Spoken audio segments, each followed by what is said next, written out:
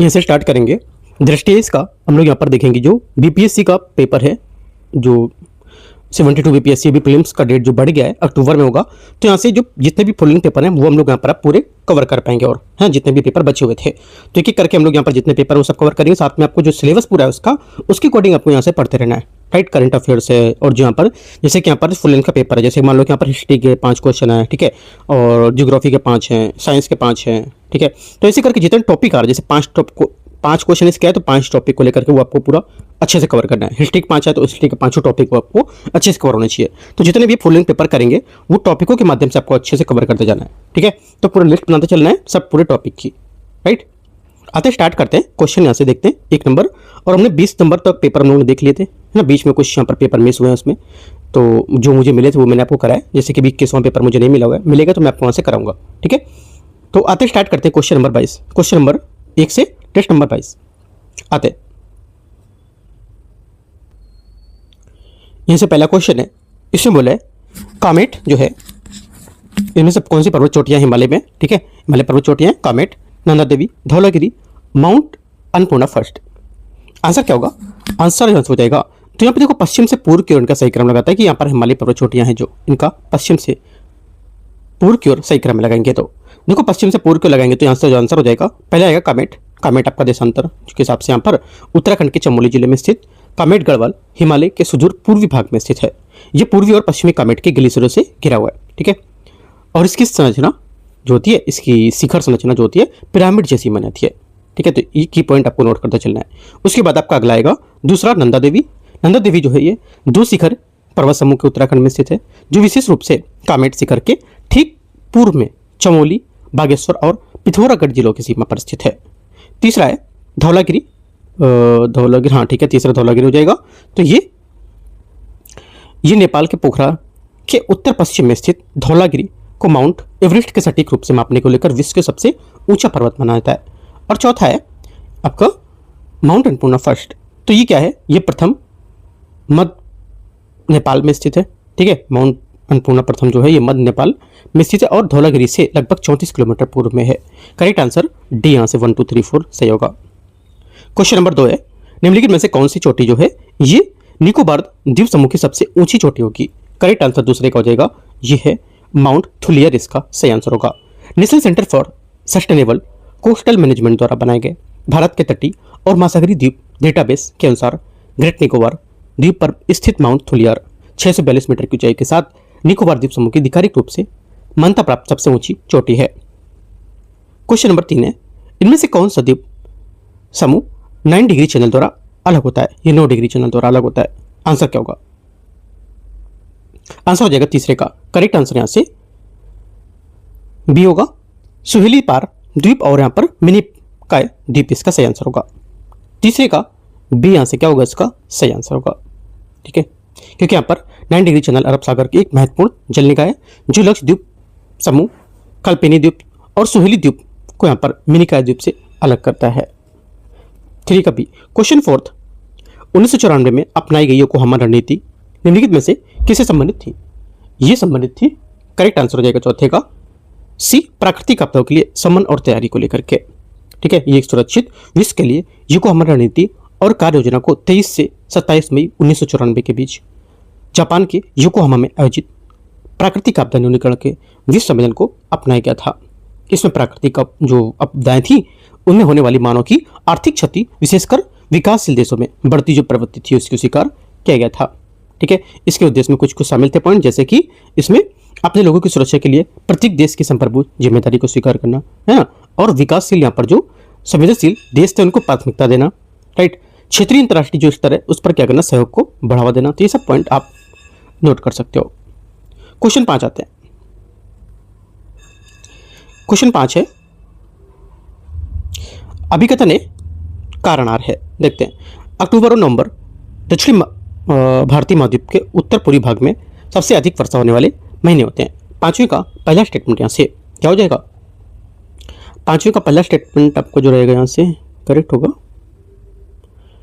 5वें की पहली बात यहाँ से सही है, ठीक है, पहला एकदम करेक्ट है। सेकेंड बात है अभिकथन कारण बोला है अंडमान सागर से उत्पन्न होने वाले उष्णकटिबंधीय चक्रवात इस अवधि के दौरान अक्सर भारत के पूर्वी तट से टकराते हैं। सेकेंड बात भी करेक्ट है, क्योंकि इस अवधि के दौरान उष्ण समुद्र में तापमान और अनुकूल पवन की स्थिति में अभिसरण के कारण बंगाल की खाड़ी में अंडमान सागर के ऊपर अक्सर उष्णकटिबंधीय चक्रवात और कम दाब प्रणाली निर्मित करते हैं। ठीक है, आंसर क्या होगा? ये करेक्ट हो जाएगा, इससे दोनों बातें इसकी सही हो जाएंगी। आगे आते हैं क्वेश्चन 6 नंबर है, कौन सा सम्मिलित नहीं कर रहा है? आंसर हो जाएगा छठे का करेक्ट आंसर। यहां से सम्मिलित यहां पर नहीं है, ये राष्ट्रीय जलमार्ग 68 तापी नदी ये सम्मिलित नहीं कर रहा है। ठीक है, ये सम्मिलित नहीं है, छठे का आंसर डी करेक्ट है। तो किससे सम्मिलित होगा फिर ये? क्योंकि देखो जो यहां पर नेशनल वाटरवेज 68 है ना, तापी नदी पर नेशनल वाटरवेज 100 होगा, 100। नेशनल वाटरवेज 68 गोवा को मंडोवी नदी से जोड़ता है, राइट, संदर्भित करता है, तो ये गलत हो जाएगा, डी स्टेटमेंट इसका। सातवां है, कौन सी विशेषता भारत में पाए जाने वाले लौह अयस्क की गुणवत्ता सर्वोत्तम रूप से वर्णन करती है? आंसर सातवें का हो जाएगा करेक्ट आंसर 60% से अधिक उच्च लौह पदार्थ इसका सही आंसर होगा। क्योंकि भारत अपने विशाल उच्च गुणवत्ता वाले लौह अयस्क है उसके भंडार के लिए जाना जाता है, जो इसकी धातु कर्म उद्योग के लिए काफी इंपॉर्टेंट है, महत्वपूर्ण है। भारत में पाया जाने वाला लौह अयस्क आमतौर पर 60% से अधिक लोहे की मात्रा वाला होता है, जो इसी विश्व स्तर पर उपलब्ध सर्वोत्तम गुणवत्ता का बनाता है। लोहे की उच्च सांद्रता का अर्थ होता है कि धातु निकालने के लिए अयस्क को कम प्रसंस्करण की आवश्यकता होती है। ठीक है, जिससे क्या होता है, लागत कम होती है और दक्षता इसकी बढ़ती है। और भारत विश्व में कुल लौह अयस्क भंडार का एक काफी बड़ा हिस्सा समाहित करता है, जो इसी विश्व में शीर्ष देश में शामिल करता है। आंसर सातवें का सी। क्वेश्चन 8 है, कौन सा यहां पर सम्मिलित नहीं कर रहा है रामसर स्थल और राज्य में? आठवें का आंसर हो जाएगा कोलेरू झील तमिलनाडु नहीं है। कहां पर है? कोलेरू झील, जिसे रामसर स्थल के रूप में नामित किया गया, आंध्र प्रदेश में स्थित है। बाकी सब सही है। क्वेश्चन 9, कोयला गैसीकरण द्वारा उत्पादित कोयला गैस का प्राथमिक संगठन क्या होगा? इसका प्राथमिक संगठन है हाइड्रोजन, मीथेन, कार्बन मोनोऑक्साइड। ए क्या होगा? 9वें का सही आंसर होगा। कोयला गैस का उत्पादन गैसीकरण नामक प्रक्रिया के माध्यम से किया जाता है। यह ठोस कोयले के गैसीय ईंधन में परिवर्तित करते हैं। ठीक है, और कोयला गैस के प्राथमिक घटक हाइड्रोजन H2, मीथेन CH4 और कार्बन मोनोऑक्साइड CO, ये सभी दहनशील गैसें होती है। ये कोयला गैस के उच्च कैलोरी मूल ईंधन को बनाना और कुशलता से जलना और विशेष रूप से मात्रा जो होती है उसमें ऊष्मा उत्पन्न करना। ठीक है, आंसर ए करेक्ट होगा 9वें का। 10 आते हैं। 10 नंबर क्वेश्चन है, निम्नलिखित में से दक्षिण भारत के किस क्षेत्र में मुख्यतः चाय की खेती की जाती है? चाय की खेती की जाती है। आंसर हो जाएगा अन्नामलाई और नीलगिरी पहाड़ी इसका सही आंसर होगा 10वें का। ठीक है, दक्षिण भारत में चाय की खेती के लिए मुख्य अन्नामलाई और नीलगिरी पहाड़ियों से केंद्रित है, क्योंकि ये चाय क्षेत्र के लिए आवश्यक है और आदर्श कृषि जलवायु परिस्थिति निर्मित करती है। इसमें पहाड़ी ढलान जो होती है उच्च वर्षा, काफ़ी हाई वर्षा करती है, जिसमें से 150 सेंटीमीटर से काफ़ी ज़्यादा और अच्छी जल निकासी भी यहाँ पर होती है। ह्यूमस से भरपूर गहरी दोमट मृदा भी शामिल होती है ना, याद रखना है। आंसर यहाँ से बी करेक्ट है। क्वेश्चन 11, निम्नलिखित में से काली मिट्टी का एक प्रमुख सीमा क्या है? काली मिट्टी का एक प्रमुख सीमा क्या है? क्या होगी बताओ? आंसर हो जाएगा 11वें का, ये खराब जल निकासी, क्योंकि काली मृदा जो होती है जिससे रेगुर मृदा के नाम से जानते हैं और अपनी महीन चिकनी बनावट के कारण नमी को बनाए रखने के लिए उच्च क्षमता के लिए प्रसिद्ध है। ये विशेषता कपास जैसे फसलों को सूखे के दौरान पनपने की सहायता करती है। ठीक है, और काली मृदा एक प्रमुख विशेषता होती है कि इसकी खराब जल निकासी की प्रवृत्ति इसकी मृदा के कारण कम सघन के रूप में जुड़ी होती है, जिसके कारण भारी वर्षा, सिंचाई के बाद जल ठहर जाना और जल भराव की स्थिति उत्पन्न हो जाना। ठीक है, और बलुई मृदा की तुलना में अगर देखेंगे तो जो तीव्रता से जल निकासी कर देती है, और ये काली मृदा लंबे समय तक नमी बनाए रखती है। बस ये दो काफ़ी मतलब दो जो मिट्टियाँ हैं इसमें काफ़ी अंतर है। एक तो बलुई मृदा में अगर देखेंगे और काली मृदा में, है ना, तो बलुई मृदा जो होती है ये तीव्रता को जल की निकासी काफ़ी तीव्रता से जल निकासी कर देगी, है ना, जल से काफ़ी ज़्यादा निकल जाएगा अगर वहाँ पे बलुई मृदा होगी तो। और क्या होता है, जो काली मृदा होती है क्या लंबे समय तक नमी बनाए रखती है। क्यों? क्योंकि मिट्टी पानी की ऑब्जर्व करती रहेगी, वो नमी बना देगी अंदर। और बालू, जो हम लोग बालू वाली मृदा देखते हैं, बालू जो आप बालू भी करके देख सकते हो, बालू जो होती है अभी जैसे पानी निकलेगा ना, कुछ टाइम बाद एकदम सूख जाएगा वो, है ना, स्पीड से निकाल देगा या फिर सूख जाएगा, खत्म कर देगा, सुखा देगा पूरा। लेकिन ये जो मृदा है काली मृदा, ये उसी में एब्जॉर्ब कर देती है पानी पूरा, है ना। तो याद रखना है। आगे क्या होगा, 11 का सी करेक्ट है। क्वेश्चन 12 आते हैं। पश्चिमी घाट को पार करते समय निम्नलिखित दर्रों को उत्तर से दक्षिण की ओर सही क्रम में क्या होगा यहाँ से। इसका सही क्रम हो जाएगा 12वें का, ये हो जाएगा थाल घाट, ठीक है। उसके बाद सॉरी थाल घाट नहीं होगा, आएगा पहले आपका, हाँ ठीक है थाल घाट ही आएगा। उसके बाद थाल घाट के बाद आपका आएगा भोर घाट, फिर पाल घाट, ठीक है। क्योंकि पश्चिमी घाट में पश्चिमी तट पर समांतर विस्तृत जहाँ कई महत्वपूर्ण दर्रे पर्वत श्रेणियों को पार करने में सहायक होते हैं। इसमें थाल घाट, भोर घाट, पाल घाट प्रमुख पहाड़ी दर्रे हैं जिनका उपयोग सड़क और रेल परिवहन के लिए करते हैं। और उत्तर से दक्षिण की ओर व्यवस्थित सही क्रम इनका थाल घाट, भोर घाट और पाल घाट है। तो नोट करके लिख लेना। आपको जरूरी नहीं कि हम पर उत्तर से दक्षिण पूछे या दक्षिण से उत्तर पूछे, तो आपको पता होना चाहिए कहाँ से कौन सा है, ठीक है। रटना नहीं चीज़ों को। क्वेश्चन 13 आते हैं 13 नंबर। 13 बोला है 12 का बी करेक्ट है, ठीक है। 13 नंबर, मालवा पठार के बारे में किन नदियों द्वारा अपवाहित होता है बताना है आपको। चंबल, केन और बेतवा, ठीक है। तो जो आंसर हो जाएगा यहाँ से 13 का, ये हो जाएगा मालवा का पठार जो होता है इनमें से किन नदियों द्वारा अपवाहित होता है। ये अपवाहित होता है, आंसर हो जाएगा 13 का चंबल, केन और बेतवा, सभी यहाँ से करेक्ट है। चंबल नदी विंध्य श्रेणी से निकलती है और मालवा क्षेत्र में उत्तर की ओर बनती है।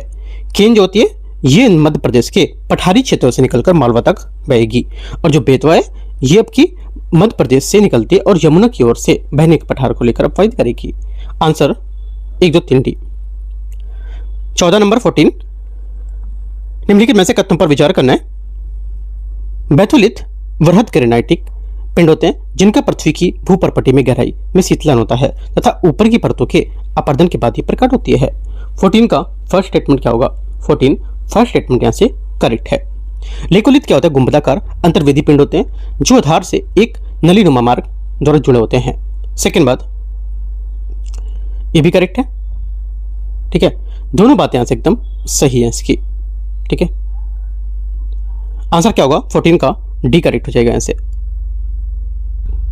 क्वेश्चन 15 यहाँ से है 15 नंबर। दक्कन पठार छोटा नागपुर पठार किसके द्वारा अलग होता है। आंसर हो जाएगा 15 का करेक्ट आंसर, ये अलग होता है एक भ्रंश रेखा से। 15 का करेक्ट आंसर यहाँ से सी करेक्ट है। क्वेश्चन नंबर 16 आते हैं। निम्नलिखित में से कौन सी पर्वत श्रेणी जास्कर श्रेणी के उत्तर में स्थित है। 16 का आंसर हो जाएगा ये स्थित है कौन सा, करेक्ट आंसर 16 का हो जाएगा ये लद्दाख श्रेणी। जास्कर पर्वत हिमालय क्षेत्र का एक बड़ा हिस्सा है, ठीक है, जो हिमाद्री के उत्तर में फैला हुआ है और इसके समानांतर चलती ये लद्दाख की श्रेणी की दक्षिण क्षेत्र में स्थित है। और ये पर्वत श्रेणियां भारतीय उपमहाद्वीप में उत्तरी भाग में विशेष रूप से जम्मू कश्मीर और लद्दाख में स्थित हैं, ठीक है। आंसर 16 का सी। 17 फसल और यहाँ पर ऋतु मौसम देखते हैं। 17 में पहला क्या होगा, पहला हो जाएगा जौ रबी की फसल में, कदन खरीफ की फसल में, ठीक है। उसके बाद आपका हो जाएगा तरबूज एक प्रसिद्ध जायद की फसल है जिसमें पानी की देखो पानी की मात्रा ज़्यादा होती है, वो आपकी जायद में आ जाएगा। सिंपल सा आप मान लो जैसे खीरा, तरबूज है ना, ककड़ी और लौकी, तोर, ये सब उसमें आ जाता है कि हमारा जायद की फसल में, ठीक है। तो याद रखना है मैक्सिमम पानी आपका जायद में होगा। आंसर क्या होगा, सभी तीनों करेक्ट है ना, डी। क्वेश्चन 18, भारतीय अंतर्देशीय जलमार्ग जो है प्राधिकरण IWAI के संबंध में विचार करना है। इसकी स्थापना 1986 में हुई थी। 18 का फर्स्ट स्टेटमेंट यहाँ से करेक्ट हो जाएगा। 18 का पहला स्टेटमेंट यहाँ से एकदम सही है। इसका मुख्यालय नोएडा में स्थित है। सेकेंड बात करेक्ट है। ये जल शक्ति मंत्रालय के तहत संचालित होता है, गलत है क्योंकि यहाँ पर ये IWAI केंद्रीय बंदरगाह और नौवहन जल मंत्रालय के तहत काम करता है, ना कि जल शक्ति मंत्रालय। आंसर एक करेक्ट है, 1 और 2 18 का। 19 आते हैं।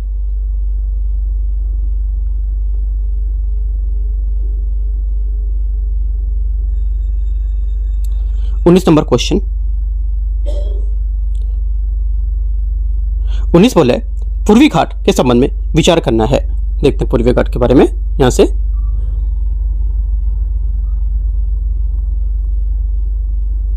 पहली बात यहां से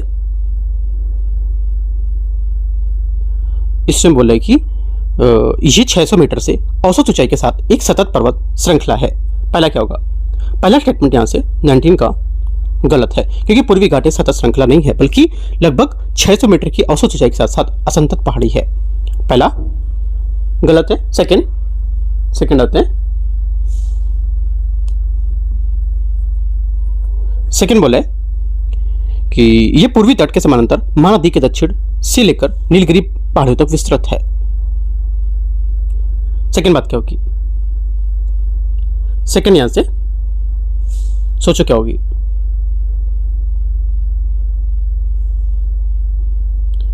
सेकंड स्टेटमेंट यहां से आपका करेक्ट हो जाएगा। तो सिर्फ दूसरा करेक्ट है। पूर्वी घाट महानदी गोदावरी, कृष्णा, कावेरी जैसी कई नदियों के घिरा हुआ है और वो अखंडित हो गया है। ठीक है। और प्रमुख पहाड़ियों में जैसे महेंद्रगिरी उड़ीसा में, नियमगिरी उड़ीसा, नल्लामला आंध्र प्रदेश, ये सब क्या है? शामिल है इसमें। ठीक है, इसकी प्रमुख पहाड़ियों में। और करेक्ट आंसर यहाँ से 19 का बी, केवल 2। 20 नंबर है। 20 नंबर, निम्नलिखित में से कौन सा सम्मिलित यहाँ पर नहीं है?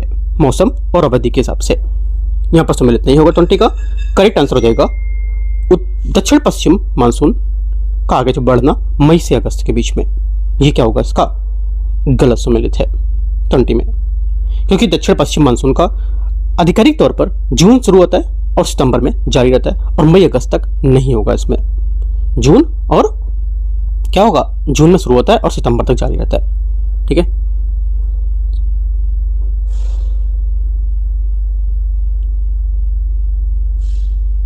आगे आते हैं क्वेश्चन 21। 21 नंबर है। निम्नलिखित पर विचार करना है। महाद्वीपीय मार्जिन के जिगसॉ फिट कोयला जीवाश्म की वनस्पति का वितरण, पूरा चुंबकत्व, इनमें से किन्हें महाद्वीपीय विस्थापन सिद्धांत का समर्थन करने के लिए प्रमाण मानते हैं? आंसर हो जाएगा 21 का सही आंसर। यहां से क्या होगा? 21वें का सही आंसर। ये सभी करेक्ट हैं। ये सभी क्या है? महाद्वीपीय विस्थापन के सिद्धांत को समर्थन करने के लिए प्रमाण माने जाते हैं। आगे आते हैं क्वेश्चन 22। पुगा घाटी स्थित है कहाँ? पुगा घाटी स्थित है 22वें का करेक्ट आंसर लद्दाख में स्थित है। पुगा घाटी सॉल्ट लेक घाटी से लगभग 22 किलोमीटर दूर लद्दाख के दक्षिण पूर्वी भाग पर चांगथांग घाटी में स्थित है। करेक्ट आंसर 22 का सी। 23 आते हैं। 23 नंबर, अधिनियमित भूआकृतियों और आंतरिक बलों के कारण पृथ्वी के गतिशील संतुलन की स्थिति निरंतर वर्णन करने के लिए प्रयुक्त शब्द क्या होगा? करेक्ट आंसर हो जाएगा इसका प्रयुक्त शब्द है 23वें का सही आंसर। ये बी करेक्ट है, समस्थानिक। ठीक है। आगे आते हैं क्वेश्चन 24। भाबर क्षेत्र में संबंध में कौन सा कथन यहां पर सही होगा? देखो यहां पर जो सही है भाबर के बारे में करेक्ट आंसर हो जाएगा इस क्षेत्र में सविताएं प्रायः भूमिगत हो जाती हैं। 24 का सी यहां से करेक्ट हो जाएगा, क्योंकि भाबर के दक्षिण क्षेत्र में तराई क्षेत्र स्थित होता है, जहां भाबर की भूमिगत जल फिर से निकलता है और जिससे तराई दलदली उपजाऊ हो जाती है और इस क्षेत्र में छिद्रित संरचना लुप्त हो जाती है और धाराओं के कारण नदियां अक्सर भूमिगत हो जाती हैं। आंसर सी 24 का। 25 नंबर है। निम्नलिखित में से कौन सी उत्तरी भारत के युवा वलित पर्वतों की विशेषता नहीं बताता है? 25वें का करेक्ट आंसर हो जाएगा नहीं बताता है वो एक समान ऊंचाई वाले मंद ढाल के भूभाग, ये इसकी विशेषता नहीं बताता है। ठीक है, क्योंकि उत्तरी भारत में युवा वलित जो पहाड़ होते हैं है ना, ये मुख्य रूप से हिमालय अपनी साहसिक और तीव्र विशेषताओं के लिए जाने जाते हैं, जिनमें विशाल चोटियां, ऊंचे पर्वत दर्रे और खड़ी नदी घाटियां शामिल हैं। राइट, और ये ढलानों में भिन्नता प्रदर्शित करते हैं और एक तरफ खड़ी ढलान और दूसरी तरफ एक समान भूभाग के विपरीत कोमल ढलान। इन पहाड़ों में बड़े बर्फ के मैदान और ग्लेशियर के साथ साथ श्रीनगर, डल जैसे झील, हिमनद यहाँ पर पाई जाती है, जो उनकी ठंडी उन्नति को लेकर उजागर करती है। आगे आते 25 हो गया। 26 नंबर, निम्नलिखित में से कौन सी भारत की संसदीय प्रणाली की विशेषता नहीं है? 26वें का आंसर हो जाएगा नहीं है, जो कार्यपालिका और विधानमंडल के बीच शक्तियों का पृथक्करण। 26 का सी यहाँ पर करेक्ट होगा। ठीक है, 26 का सी करेक्ट हो जाएगा। क्वेश्चन नंबर 27 है। निम्नलिखित में से कौन सा संविधान सभा की प्रारूप समिति का सदस्य नहीं था? कौन नहीं था? इसका आंसर हो जाएगा 27 का सी करेक्ट होगा ना, सरदार वल्लभ भाई पटेल। आगे आते क्वेश्चन 28 नंबर, सूची 2 को मैच करना है। अंतरिम सरकार के सदस्य और प्रभावित पोर्टफोलियो विभाग इसके कौन कौन से हैं? देखो देखते हैं 28 नंबर को। पहला यहां से ये बोले कि जवाहरलाल नेहरू विदेश कार्य और राष्ट्रमंडल के संबंध थे। सरदार वल्लभ भाई पटेल गृह सूचना प्रसारण को लेकर के। उसके बाद डॉक्टर राजेंद्र प्रसाद खाद और कृषि। लियाकत अली खान वित्त। सही आंसर बी करेक्ट है इसका, है ना, बी यहाँ से 28 का करेक्ट आंसर है। 29 नंबर है, निम्नलिखित में से कथनों पर विचार करना है। न्यायिक सक्रियता अधिकारों की रक्षा और न्याय प्रदान करने की न्यायपालिका में सक्रिय भूमिका को संदर्भित करता है। 29 का पहला स्टेटमेंट यहाँ से क्या हो जाएगा, ये करेक्ट हो जाएगा। सेकंड बात है, न्यायिक संयम का अर्थ होता है कि जब न्यायालय विधायी और कार्यपालिका के कार्यों को हस्तक्षेप करने से बचता है तब। तो दोनों यहाँ पर इसकी बात एकदम करेक्ट बता रहा है। आंसर 29 का 1 और 2 सी करेक्ट है। क्वेश्चन 30, न्यायिक समीक्षा के विस्तार के संबंध में विचार करना है। भारत में न्यायिक समीक्षा संयुक्त राज्य अमेरिका की तुलना में विधि की सम्यक प्रक्रिया की वजह विधि की स्थापित प्रक्रिया का उपयोग के कारण सीमित है। 30 का फर्स्ट स्टेटमेंट यहाँ से क्या होगा, करेक्ट है, करेक्ट है। भारतीय न्यायालय की किसी विधि को अनुचित या नीतिगत आधार पर रद्द कर सकते हैं। सेकंड गलत, क्योंकि भारत में न्यायालयों में कानून की जांच नीतिगत आधार पर उचित या अयुक्त के आधार पर नहीं करते हैं, बल्कि केवल उन्हें यह जांचते कि कानून विधायिका के अधिकार के भीतर आता है या संवैधानिक प्रावधानों के अनुपालन करता है या नहीं। ठीक है, और यह अमेरिका के विपरीत भारतीय न्यायालय केवल गैर तर्कसंगत होने के आधार पर कानूनों को रद्द नहीं कर सकता है। तो ओनली 1 करेक्ट होगा। 30 का आंसर क्या हो जाएगा, एक यहाँ पर सिर्फ करेक्ट है इसका। 30 का क्या होगा, बी करेक्ट है, केवल एक। 31 नंबर है,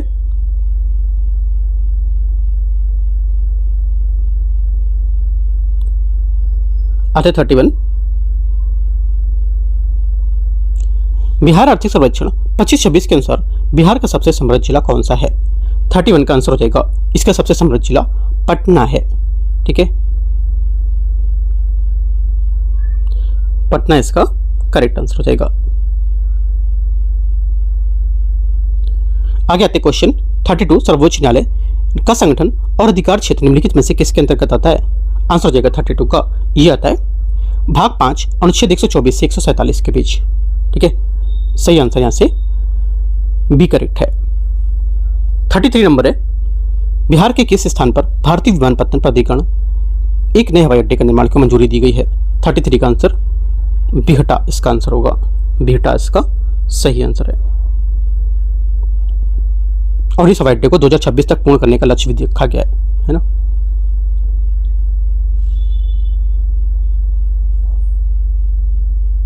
आगे आते हैं क्वेश्चन 32 हो गया, 33 हो गया, 34 आते हैं। 34 है, स्पीकर प्रोटेम के संबंध में विचार करने कौन सा सही होगा। 34 में देखो, स्पीकर प्रोटेम लोकसभा में एक अस्थायी पद होता है जिसे लोग आमतौर पर सबसे वरिष्ठ सदस्य द्वारा ग्रहण किया जाता है। नवनिर्वाचित लोकसभा की पहली बैठक के पहले राष्ट्रपति द्वारा इसकी नियुक्ति की जाती है। प्रोटेम स्पीकर नवनिर्वाचित सदस्यों को शपथ दिलाता है और नए अध्यक्ष के चुनाव तक सदन की अध्यक्षता करता है। सी 34 का सही आंसर होगा।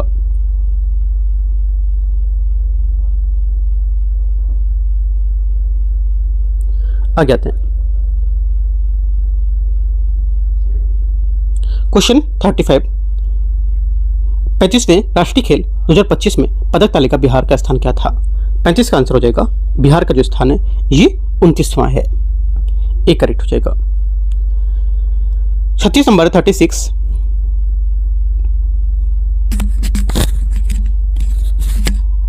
देखते हैं।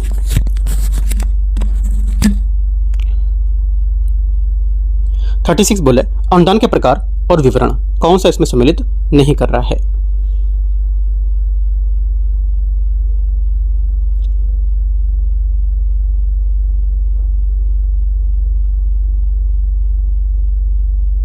क्या होगा इसका आंसर। आंसर हो जाएगा 36 का सही आंसर यहां से बी करेक्ट है। अतिरिक्त अनुदान जो होता है ये वित्तीय वर्ष के दौरान हुए जो हमारे अतिरिक्त व्यय है उसके लिए दिए जाने वाला होता है। ठीक है, आंसर क्या होगा 36 का बी करेक्ट है इसमें। मतलब करेक्ट में जो गलत पूछा था कौन सम्मिलित नहीं है, तो यहाँ पर सम्मिलित नहीं होगा कौन सा 36 का बी नंबर स्टेटमेंट। ठीक है, क्योंकि जो अतिरिक्त अनुदान होता है ये उन नई सेवाओं के लिए जो मूल बजट में शामिल नहीं थी वो होते हैं, तो ये गलत हो जाएगा। आगे आते हैं 37,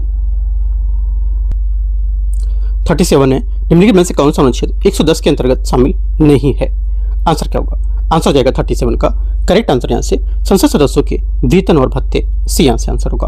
आर्टिकल 110 जो है इसमें धन विधेयक को ऐसे विधेयक के रूप में परिभाषित करता है जो केवल विशिष्ट वित्तीय मामले से संबंधित होंगे, जैसे कि कराधान, सरकारी उधार, भारत के समेकन निधि, आकस्मिक निधि, विनियोग और प्रभारित व्यय की घोषणा। हालांकि सांसद के वेतन और भत्ते आर्टिकल 110 के तहत शामिल नहीं होते, इन्हें 106 के तहत अलग से विनियमित किया जाता है। 38 नंबर है, लोकसभा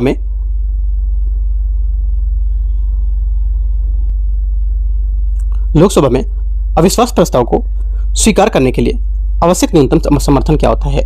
ये समर्थन होता है इसका कि 50 सदस्य का। ठीक है,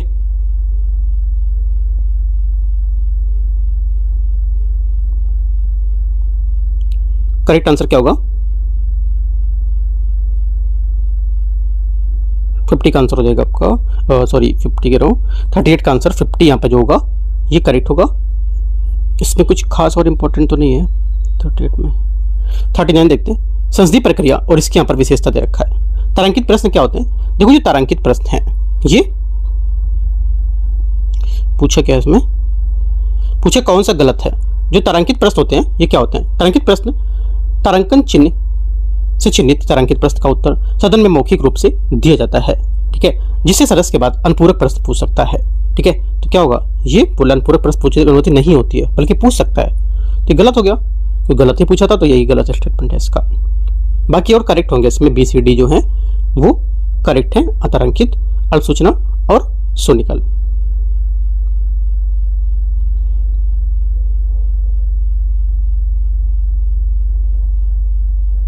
आगे आते हैं क्वेश्चन 40, निम्नलिखित में से किस समाचार पत्र प्रकाशन ने जलियांवाला बाग हत्याकांड जो घटना थी उसके बाद जनरल डायर्स के समर्थन में सार्वजनिक निधि शुरू की थी? करेक्ट आंसर 40 का हो जाएगा, ये शुरू की थी सी द मॉर्निंग पोस्ट, इसका सही आंसर होगा। ठीक है, द मॉर्निंग पोस्ट का करेक्ट आंसर होगा। 41 आते हैं, भारत स्त्री महामंडल की पहली बैठक कहाँ आयोजित की गई थी? 41 का सही आंसर हो जाएगा, ये आयोजित की गई थी इलाहाबाद प्रयागराज, इसका सही आंसर होगा। 41 का सी सही आंसर है। 42 आते हैं, 42 नंबर क्वेश्चन। 42 नंबर है, भारतीय स्वतंत्रता संग्राम और इनके दौरान जो संगठन थे, संस्थापक कौन कौन थे?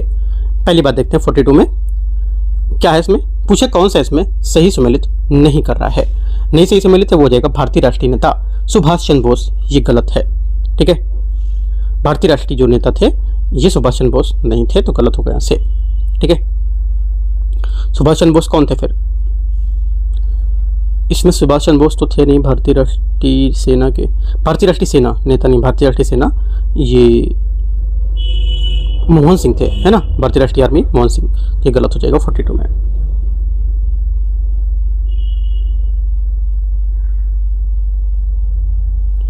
आगे आते क्वेश्चन 43, एलिफेंटा गुफाएं थी कहाँ? मतलब किसके कौन साइट में थी? बौद्ध स्थल को लेकर के, शैव साइट को या वैष्णो साइट को, है ना, तो क्या होगा ये बताना है। आंसर 43 का हो जाएगा करेक्ट, यहाँ से डी करेक्ट है। इसमें से ए और बी दोनों, एक तो बौद्ध स्थल और एक शैव साइट थी, राइट। मुंबई के पास स्थित एलिफेंटा गुफा मूल रूप से एक बौद्ध स्थल जिनके पास शैव मत का प्रभुत्व हो गया था और एलोरा की गुफा के समकालीन ही है। ठीक है, एलिफेंटा गुफाएं एलिफेंटा द्वीप पर स्थित, जिसे धारापुरी द्वीप के नाम से भी जानते हैं। इस 7 गुफाओं में भारत की वास्तुकला की रॉक कट शैली के सबसे आकर्षक संग्रह में से एक है। आंसर क्या होगा? डी करेक्ट है। 44 आते हैं। 44 है, वर्ष 1867 में नील विद्रोह के बारे में विचार करने दिगंबर विश्वास और विष्णु विश्वास ने बंगाल के प्रमुख क्षेत्र में विद्रोह का नेतृत्व किया था। पहली बात करेक्ट है। सेकंड, सरकार ने विद्रोह का दमन कर दिया और आदेश दिया था कि किसान नील उत्पादकों की जमीन पर नील की कृषि को लेकर के मना नहीं कर सकते हैं। सेकंड बात यहाँ पर गलत होगी, क्योंकि इस आयोग ने अनुशंसा के आधार पर नवंबर 1860 में एक सरकारी सूचना जारी की थी, जिसमें घोषणा की गई थी कि रैयतों को नील उत्पादन के लिए विवश नहीं किया जा सकता था और सभी विवादों को लेकर के विधिक तरीकों में हल किया जाना चाहिए था। आंसर क्या होगा? 1 और 2 में से पहला करेक्ट है, दूसरा गलत होगा। एक करेक्ट आंसर है 44 का।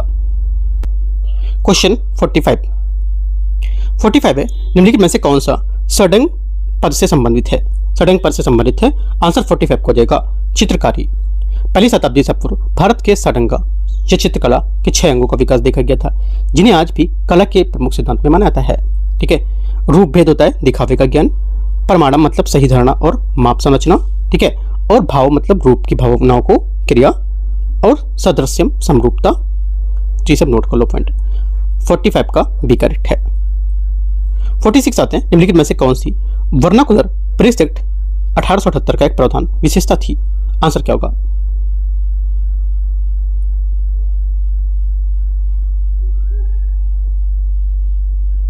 आंसर इसका हो जाएगा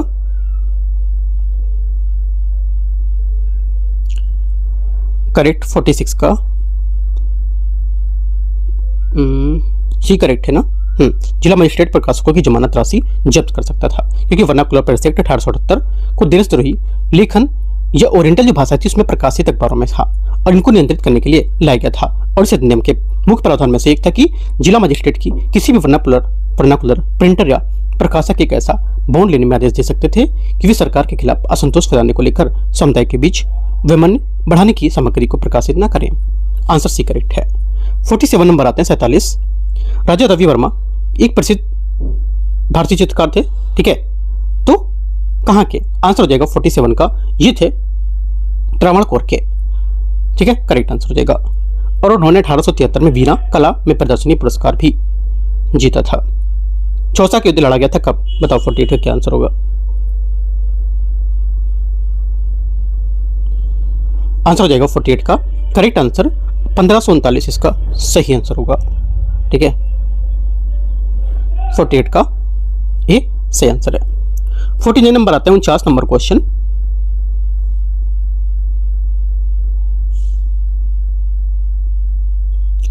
उनचास है,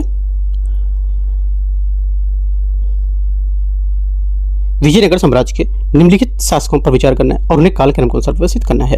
करते हैं कालक्रम के अनुसार व्यवस्थित, इनको देखते हैं। पहले आएगा आपका पहले आएगा हरिहर प्रथम, बुक्का प्रथम, देवराय द्वितीय, कृष्ण देवराय। 1 2 3 4 यहाँ पर सीरियल से तो हैं, ठीक है, लेकिन यहाँ पर इनका जो टाइम पीरियड होगा वो क्या क्या होगा? हरिहर प्रथम 1336 से 1356,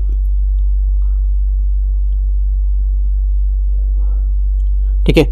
अगला बुक्का प्रथम 1356 से 1370, देवराय द्वितीय क्या हो जाएगा? देवराय द्वितीय 1424 से 1446 है ना।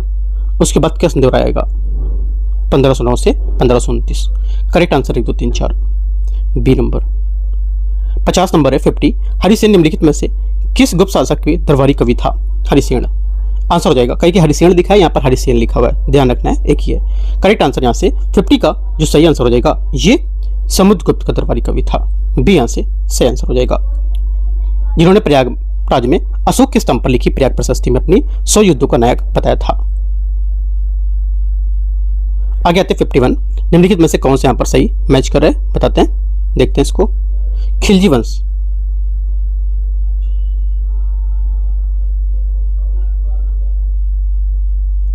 खिलजी वंश क्या होगा? 51 का हो जाएगा आपका 1290 से 1320, ठीक है। उसके बाद गुलाम वंश 1206 से 1290, लोधी वंश क्या होगा? लोधी वंश आपको हो जाएगा 1451 से 1526, और तुगलक वंश आपको हो जाएगा 1320 से 1414। करेक्ट आंसर 51 का बी। 52 नंबर है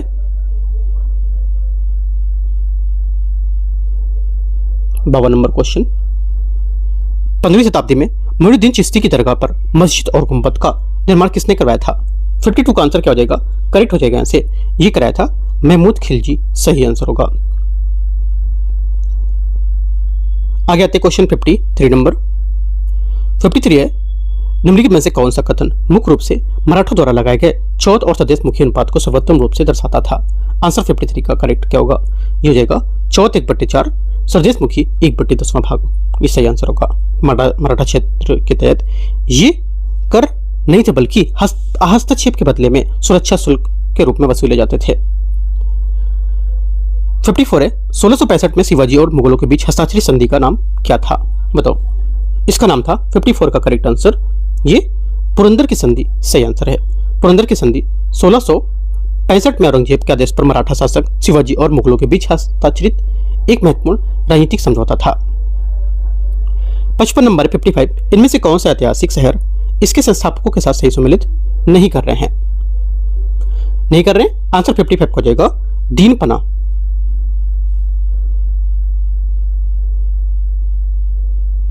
दीनपना इसका 55 का करेक्ट आंसर है। ठीक है, दीनपना की स्थापना हुमायूं ने की थी, जहांगीर ने नहीं। यह मुगल काल के दौरान निर्मित दिल्ली के 6 शहरों में से एक था। मुगल सम्राट शाहजहां के शाहजहानाबाद की स्थापना की थी, जो पुरानी दिल्ली एवं मुगल साम्राज्य की राजधानी बन गई थी। 55 सी। 56 इनमें से जो घटनाओं पर सही कालक्रम को व्यवस्थित करना है, आंसर हो जाएगा 56 का। सही व्यवस्थित करेंगे तो सही आंसर 56 का हो जाएगा आपका। यहाँ से पहला जालंधर का युद्ध, दूसरा किल्ली की लड़ाई, तीसरा अमरोहा की लड़ाई, चौथा राफी का युद्ध। सब सीरियल से लगा हुआ है, तो डी यहाँ से क्या होगा, इसका आंसर होगा।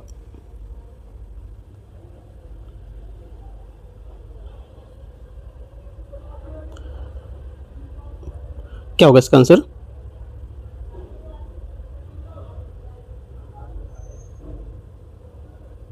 सही आंसर हो जाएगा 1 2 3 4 डी करेक्ट है। तो इसका सन कब होगा, कब कब? जालंधर का युद्ध, जालंधर का युद्ध 1298 में, ठीक है, और किली का 1299 में, है ना, किली। उसके बाद अमरोहा का आया था 1305, राफी का 1306। आगे क्वेश्चन 57 है 57। हुमायूं के शासनकाल के दौरान निम्नलिखित में से कौन सा चित्रकार मुगल दरबार में शामिल हुआ था? मुगल दरबार में शामिल हुआ था, आंसर 57 का हो जाएगा करेक्ट। क्या ये मीर सैयद अली और अब्द उल सम्मद? इसका सही आंसर बी यहाँ से करेक्ट हो जाएगा।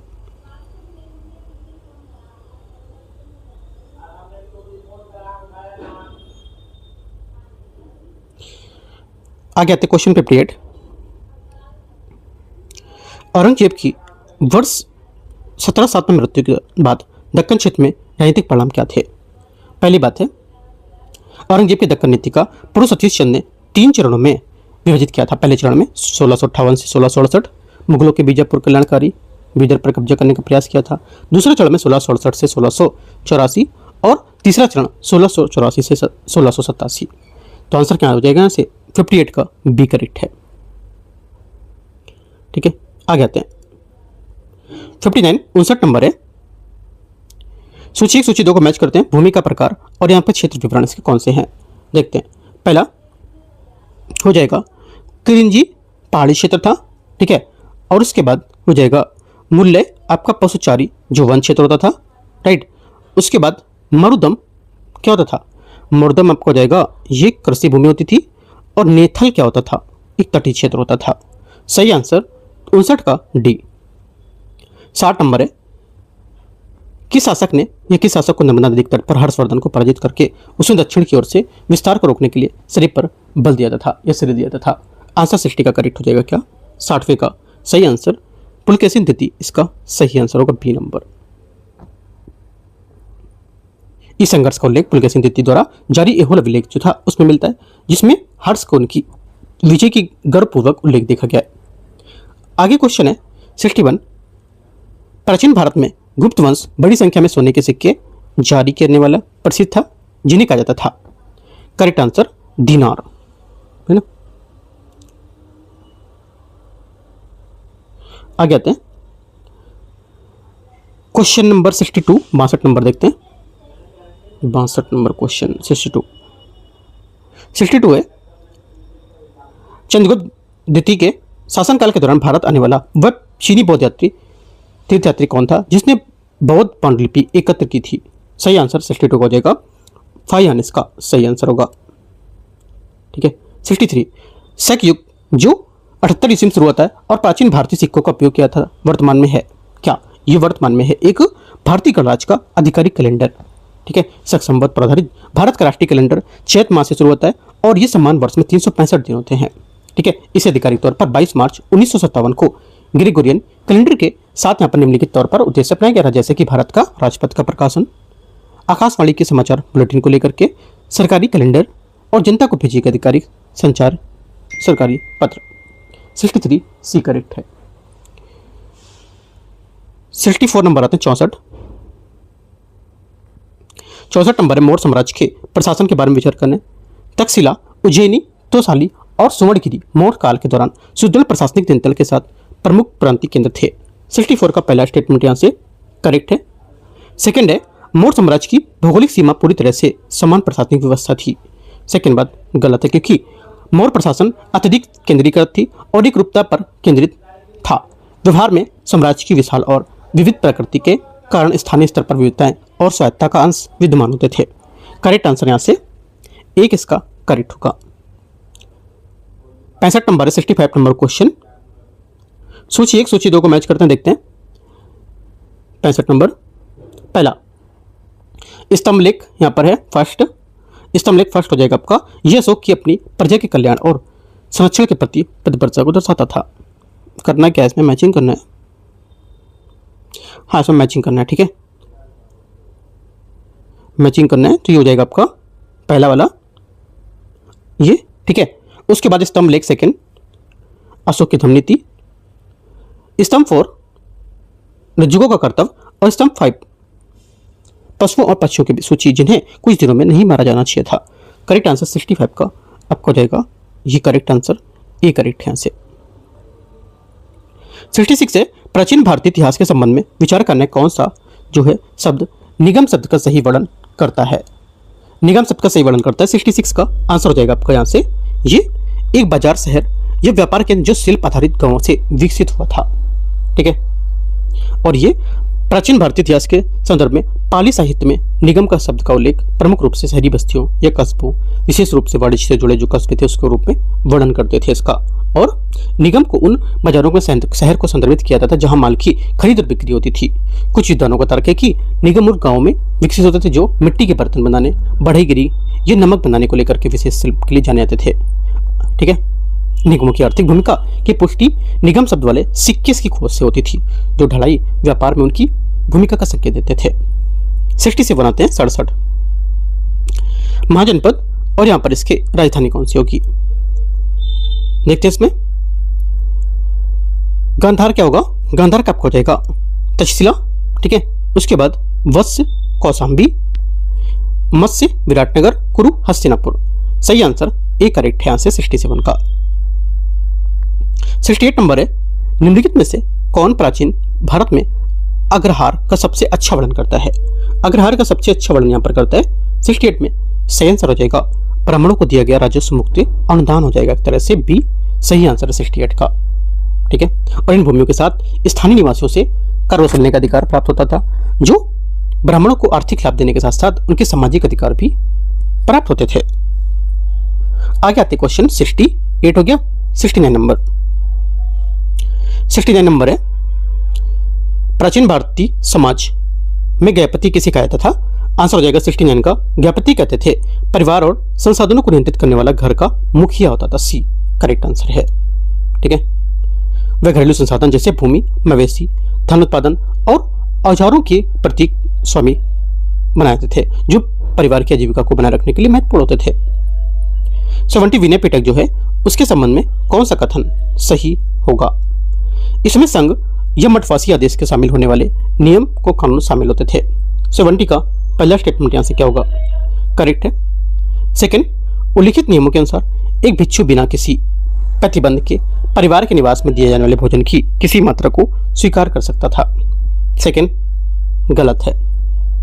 क्यों गलत है सेकंड, क्योंकि जब कोई भिक्षु किसी गृहस्थ के निवास पर पहुंचता था तो वह इच्छा होने पर 2 या 3 कटोरी पके हुए अन्न का भोजन स्वीकार कर सकता था। 2 या 3 कटोरी से अधिक स्वीकारने के लिए यहाँ पर स्वीकारोक्ति की आवश्यकता होती थी। 2 या 3 कटोरी जो अन्न ग्रहण होता था वह घर के बाहर निकलने के बाद भिक्षु अपने अन्य भिक्षु के साथ बांटना चाहिए था और ये उचित प्रक्रिया मानी जाती थी, ठीक है। आंसर क्या होगा, सिर्फ एक करेक्ट आंसर इसमें। आगे आते क्वेश्चन 71। निम्नलिखित में से कथनों पर विचार करना है। विश्व व्यापार संगठन WTO की स्थापना 1952 में हुई थी। 71 का पहला स्टेटमेंट यहां से गलत है क्योंकि इसकी स्थापना 1995 में हुई थी, ठीक है। सेकंड बात है टैरिफ और व्यापार सम्मान समझौता गांठ की स्थापना 1948 में 23 संस्थापक सदस्यों के साथ की गई थी। सेकंड बात करेक्ट है, ठीक है। दूसरा सही है, आंसर 71 का बी। 72 अंतर्राष्ट्रीय मुद्रा कोष IMF के संबंध में विचार करना है। अंतर्राष्ट्रीय मुद्रा कोष 191 सदस्य देशों के साथ शासित है। पहला क्या होगा, 72 का स्टेटमेंट करेक्ट है ना, पहली बात सही है। सेकंड बात यहाँ से, सेकंड बोला इसकी स्थापना वैश्विक आर्थिक सहयोग बढ़ावा देने के लिए 44 देशों के साथ की गई थी, ये भी करेक्ट है, दोनों सही है। 72 का answer 1 and 2 C correct answer है। 73 कौन से यहाँ पर अर्थव्यवस्था के द्वितीय क्षेत्र का उदाहरण नहीं है, द्वितीय क्षेत्र का उदाहरण नहीं है, आंसर हो जाएगा भंडारण। भंडारण द्वितीय क्षेत्र का एग्जाम्पल नहीं होगा, ये यहाँ से करेक्ट आंसर है। ठीक है, आगे आते हैं।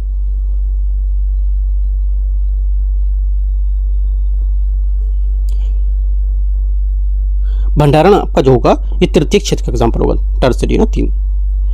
आगे 74 निम्नलिखित में से कौन से पूंजी प्राप्तियों के घटक हैं 74 में। 74 का आंसर हो जाएगा ये है, एक तो देखो एक हो जाएगा आपका सरकार द्वारा जुटाया गया बाजार ऋण, ठीक है, उसके बाद सार्वजनिक ऋण को लेकर विनिवेश आय है ना, और उसके बाद हो जाएगा आपका चौथा सरकार द्वारा दिए गए ऋण की वसूली। तो 1 2 4 इसका सही आंसर होगा, तीसरा गलत है। 1 to 4 बी 74 का आंसर है। 75 है सकल घरेलू उत्पाद जीडीपी जो है उसके डिफ्लेटर शब्द का अर्थ क्या है। एक तरह से बोल सकते हो जीडीपी डिफ्लेटर क्या होता है, इसकी डेफिनेशन पूछी यहाँ पर ये है ना, तो क्या होगा आंसर इसका, करेक्ट हो जाएगा आंसर कि जो देखो सकल घरेलू उत्पाद जीडीपी है ये मूल सूचकांक समग्र अर्थव्यवस्था में उत्पादित सभी वस्तुओं है ना, ध्यान रखना है उत्पादित सभी वस्तुओं, सिर्फ वस्तुओं नहीं, सभी वस्तुओं और सेवाओं के मूल परिवर्तन को दर्शाता है। इसकी गणना इस प्रकार की जाती है जैसे कि जीडीपी मूल सूचकांक इक्वल जीडीपी मूल सूचकांक इक्वल मौद्रिक जीडीपी या वास्तविक जीडीपी बोल सकते हो इनटू 100 है ना, फिर से लिख लो मौद्रिक जीडीपी या वास्तविक जीडीपी इनटू 100। ठीक है, ये इसका फॉर्मूला है। और ये थोक मूल सूचकांक डब्ल्यूपीआई या उपभोक्ता मूल सूचकांक सीपीआई की तरह किसी स्थिर बास्केट पर आधारित नहीं होता है, बल्कि ये समस्त वस्तुओं और सेवाओं पर सम्मिलित करता है। 75 का सी करेक्ट आंसर है।